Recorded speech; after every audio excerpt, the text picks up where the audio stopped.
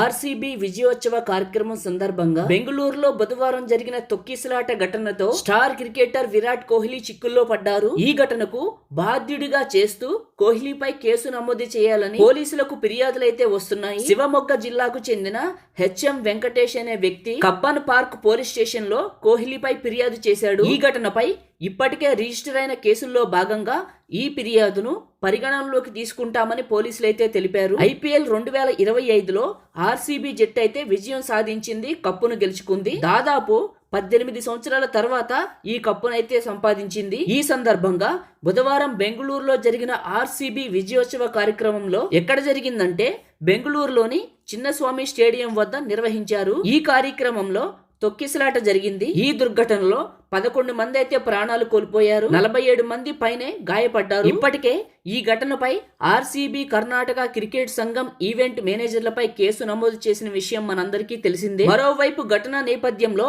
RCB జట్టు star ఆటగాడైన Virat Kohli పేరైతే social మీడియాలో ట్రెండింగ్ లో ఉంది. తొక్కిసలాటకు బాధ్యుడిగా కోహ్లీని అరెస్ట్ చేయాలని సోషల్ మీడియాలో నెటిజన్లు డిమాండ్ చేస్తున్నారు.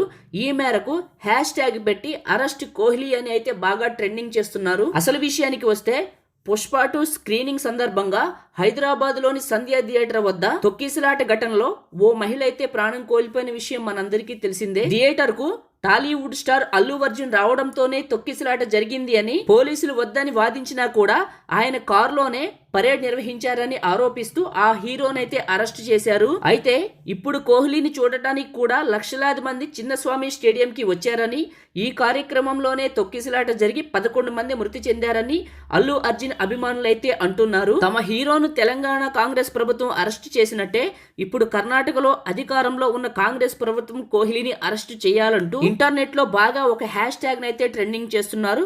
హ్యాష్ ట్యాగ్ పెట్టి అరెస్ట్ కోహ్లీ అని ఇదే నడుస్తుంది ఇప్పుడంతా ఇంటర్నెట్ లో ట్రెండ్. ఆర్సీబీకి వచ్చిన కప్పు కంటే కేసులే ఎక్కువగా నమోదవుతున్నాయి.